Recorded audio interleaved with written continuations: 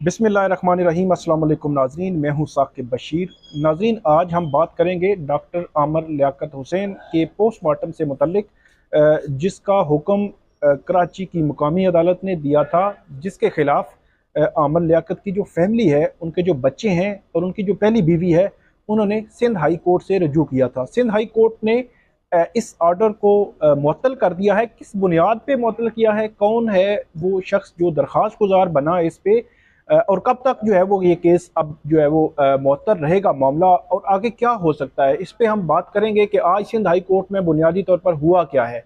सबसे पहले जो आमिर लियाकत की पहली वाइफ हैं और उनकी फैमिली, उनकी जानिब से जो वकील थे, उनकी गुफ्तगू आप सुने, उसके बाद हम आगे आपको तफसीलात से आगाह करते हैं।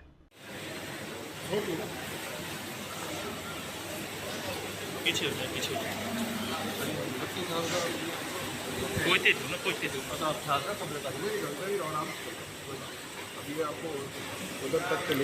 वकील साहब, क्या दरख्वास्त सेटिंग बताएंगे? सस्पेंड किया है ये कोर्ट ने कहा है कि जो मजिस्ट्रेट का ऑर्डर है 176 उसमें वो फॉलो ही नहीं करता है जो उसने ऑर्डर किया है, और वो स्ट्रेंजर है, उसका कोई ना रिश्ता है। और जब अपने बच्चे कह रहे हैं कि भाई हमें उसके उसके कोई बॉडी पे कोई मार्क्स ऐसे नहीं थे, और 2 दफ़ा मजिस्ट्रेट ने उसको एग्जामिन किया है, और ये हमने सारा कोर्ट में ये पेश किया है कि जो इस तरह अगर ये फ्लड गेट खोलेंगे तो हर बंदा आएगा कहेगा जी वो आप डेड बॉडी किसी की भी निकाल दो। और ये जो जिसने पिटीशन फाइल की है उसके अपने फेसबुक पे सारे नेगेटिव रिमार्क्स हैं उसके खिलाफ,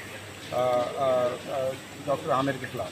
तो इसलिए ये हम कोर्ट में आए थे कि कल जो बॉडी एग्ज्यूम कर रहे हैं इसको रोका जाए। कोर्ट ने आज उसको सस्पेंड कर दिया है।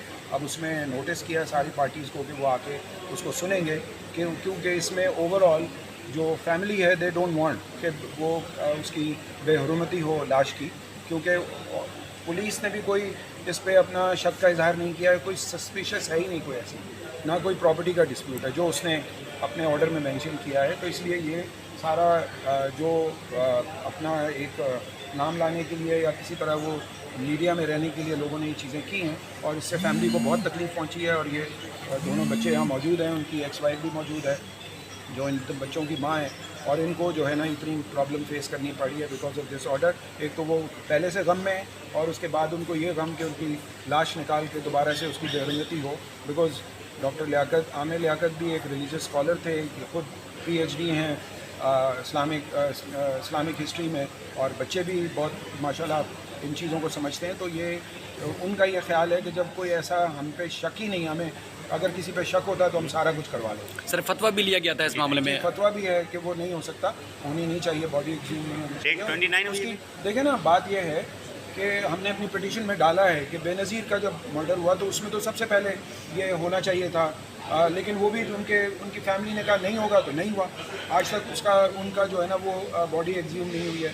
आप वो तो जो मुझे अवान साहब, बेनज़ीर भुट्टो का जो हादसा था वो विजिबल था, ठीक है, लेकिन ये विजिबल नहीं है। नहीं, ये विजिबल, इसमें कोई मार्क ऑफ वायलेंस उनकी बॉडी पे पुलिस ने कहा है। 2 दफ़ा उन्होंने उसको एग्जामिन किया बॉडी को, तो उन्होंने कहा कि कोई ऐसी चीज़ हमें नहीं मिली है, ना उसके कमरे से ना उनकी बॉडी से कोई ऐसी चीज़ पता चली हो कि उनको होता है ना कि अगर आउटसाइड मार्क्स हो तो ये खुद भी family is not opposing because of the reason कि वो कोई उसको वो ऑटोप्सी उसकी नहीं करना चाह रहे, लेकिन इसलिए अपोज कर रहे हैं कि जब हमने ये कह दिया था कि हम इसको नहीं करना चाहते, तो अब कोई और अगर एक स्ट्रेंजर आके कहे कि जी हम जो है ना उसको बॉडी को एग्ज्यूम करें, तो इसका मतलब है कि आप फ्लड गेट खोलेंगे और उसमें फिर हर बंदा आएगा, वो कहेगा जी मुझे शक है, चाहे वो ना भी हो, तो वो डेड बॉडियाँ। Thank you sir, thank you.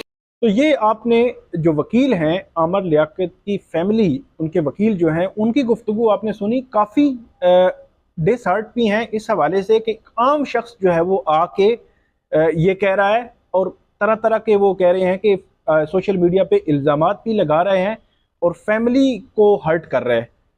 उस वीडियो में भी आपने देखा कि जो आमिर लियाकत हैं, उनकी जो पहली वाइफ हैं, उनको आप अफसरदा देख सकते हैं, रोते हुए देख सकते हैं। उनकी बाकी जो बच्चे हैं वो भी साथ हैं, उनको भी आप देख सकते हैं। अफसरदगी ये बता रही है कि फैमिली किसी सूरत नहीं चाहती कि ये जो पोस्टमार्टम हो। अगर मेरा ख्याल ये फैमिली नहीं चाहती तो देन पुलिस ने इनिशियली इसको देखा भी, और कुछ चीज़ें जो है उनके वकील जो है वो रिकॉर्ड पे भी लाए हैं, वो भी आपने सुनी। आज क्या हुआ वहाँ पे कोर्ट में, सिंध हाई कोर्ट में, आज जब समाअत शुरू हुई तो सबसे पहले जो वकील थे सिंध हाई कोर्ट में, आमिर लियाकत की फैमिली के जो वकील थे, उनकी जो वाइफ हैं, उनकी जानिब से उन्होंने जुडिशल मजिस्ट्रेट जो शर्की हैं कराची के, उनका हुक्मनामा अदालत के सामने पढ़ा, जिसका अदालत ने ये हुक्म दे रखा था कि 23 जून मतलब कल सुबह 9 बजे इस केस में जो पोस्टमार्टम है वो होना था। पुलिस जो मेडिकल टीम बन चुकी थी, पुलिस के साथ कोऑर्डिनेशन हो चुकी थी, सारे इंतजामात जो है वो उनका जायजा लिया जा रहा था। और आज सिंध हाई कोर्ट ने वो जो ऑर्डर था इस्लाम कराची की मकामी अदालत का, उसको मुअत्तल कर दिया। 29 जून तक अब इस केस में फर्दर कुछ नहीं होगा। आज 22 जून है, तो 7 रोज जो है वो बाद अब इस केस लगेगा और उसमें जो दरखास्त गुजार है वो आर्गूमेंट देगा और बुनियाद बताएगा कि किस वजह से वो चाहता है कि ये जो इसमें पोस्टमार्टम हर सूरत में होना चाहिए। अच्छा, इसमें जो अदालत है उसकी जानिब से ये कहा गया कि जुडिशल मजिस्ट्रेट ने वरसा का मौक़िफ़ सुना था। ये सवाल किया अदालत ने कि क्या जो मौक़िफ़ था इनके वरसा हैं उनका सुना गया था। तो दरख्वास्त गुजार ने, वकील ने कहा कि ज़ुबानी मौक़िफ़ सुना गया था, एतराज़ात को अपने जो हुक्म का हिस्सा बनाया गया। और उसके बाद वरसा के वकील ने मुख्तलिफ कानूनी नुकात जो है वो अदालत के सामने रखे कि जिनको देख कर, जिनकी बुनियाद पर वो ये कहते हैं कि अगर वरसा ये कह रहे हैं कि ये पोस्टमार्टम नहीं होना चाहिए, तो किसी शहरी के कहने पर जब तक कि उसके पास कोई सॉलिड सबूत ना हो तब तक उस पर पोस्टमार्टम नहीं हो सकता। उन्होंने कानूनी जो नुकात थे उनका हवाला दिया और उसके बाद ये भी उन्होंने कहा, वकील दरख्वास्त गुजार के वकील जो थे, कि तदफीन से पहले भी जुडिशल मजिस्ट्रेट ने लाश का जायजा लिया था। ये भी कहा जो वकील थे दरख्वास्त गुजार के, और उनकी जानिब से बड़ा वाज़ेह तौर पर अदालत को ये सारा जो है वो मामला अदालत के सामने रखा गया। जिसके बाद अदालत ने ये दलाइल सुनने के बाद जो आमिर लियाकत का पोस्टमार्टम करने का ऑर्डर था जुडिशल मजिस्ट्रेट शर्की कराची का, उसको मुअत्तल कर दिया, जो कल 23 जून को होना था। और अदालत ने ये कहा कि पोस्टमार्टम न किया जाए, जो मेडिकल टीम है या पुलिस है उसको रोक दिया है। और ये जो 29 जून को अब ये कहा है कि इसमें जो दरख्वास्त गुजार हैं, जिन्होंने जो जुडिशल मजिस्ट्रेट शर्की थे जहां पे दरखास्त दी थी कि इसका पोस्टमार्टम हर सूरत में होना चाहिए, अब 29 जून को वो अदालत के सामने आए और अदालत को सेटिस्फाई करें कि वो क्यों चाहते हैं, कौन से सॉलिड सबूत हैं जो उनके पास, कि जिसकी वजह से वो कह रहे हैं कि ये इसमें कोई कत्ल का एलिमेंट भी हो सकता है या दीगर एलिमेंट भी हो सकते हैं, जिनको डिटरमिन करना, इन्वेस्टिगेट करना, तफ्तीश करना पुलिस के लिए ज़रूरी है और वो पोस्टमार्टम के बगैर नहीं हो सकती। अब 29 जून को वो जो है वो अदालत के सामने आएंगे और अदालत में आर्गूमेंट देंगे कि क्यों वो ये चाह रहे हैं। 2-3 पॉइंट्स जो उनके वकील थे ज़िया अवान, उनकी जानिब से भी आज जो है वो सामने रखे गए। और उन्होंने एक पॉइंट ये दिया कि एक अजनबी शख्स आता है, दरख्वास्त देता है और पोस्टमार्टम कराने का ऑर्डर जो है वो ले लेता है।